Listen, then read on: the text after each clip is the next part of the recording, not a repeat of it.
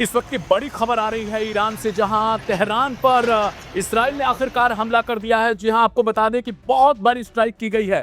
Pre-emptive strike जो है Israel की तरफ से वो कर दी गई है। बड़ी खबर आ रही है क्योंकि लगातार दोनों के बीच इस वक्त जो है वो देखा जा रहा था कि साफ तौर पर लड़ाई कभी भी छिड़ सकती है, जंग कभी भी हो सकता है। लेकिन अब जो बड़ी खबर निकल कर आ रही है तेहरान से, इसराइल ने प्रीएम्प्टिव स्ट्राइक किया है। इसकी जानकारी इसराइल के रक्षा मंत्री की तरफ से दे दी गई है। बहुत बड़े पैमाने पर यह बताया जा रहा है कि जो हमला किया गया है तेहरान में, धुएं के गुबार उठते हुए साफ तौर पर दिखाई दिए हैं।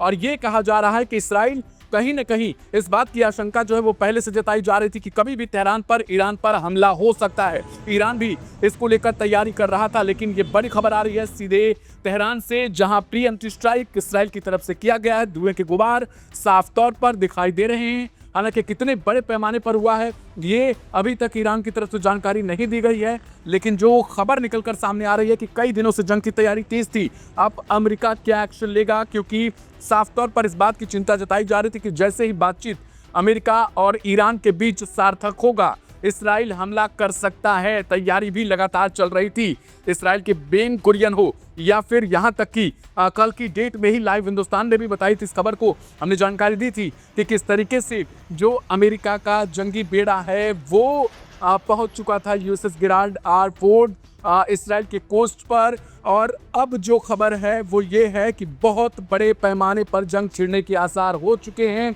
ईरान की तरफ से जवाबी कार्रवाई आखिरकार किस तरीके से हो सकती है, तो ये तेहरान पर प्रीएम्प्टिव स्ट्राइक जो है वो इसराइल की तरफ से कर दी गई है। अब सवाल ये है, क्योंकि जो खामेनेई साहब हैं ईरान के सुप्रीम लीडर, उनकी तरफ से भी ये कहा गया था कि अगर किसी भी तरीके से गलती की गई तो ईरान बहुत बड़ी जवाबी कार्रवाई करेगा।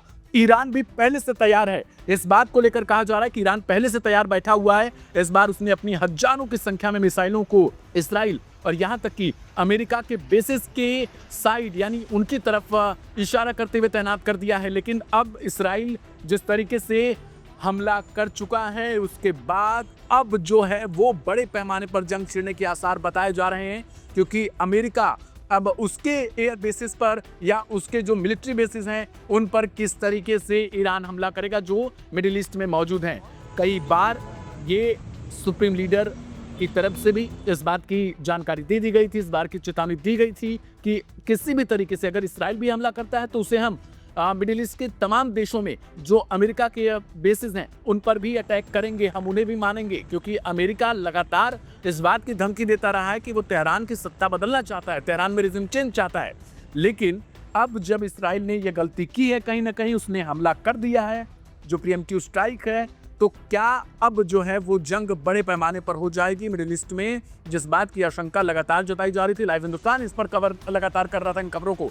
तो अब सवाल ये है कि कितने बड़े पैमाने पर यह जंग छिड़ने जा रही है।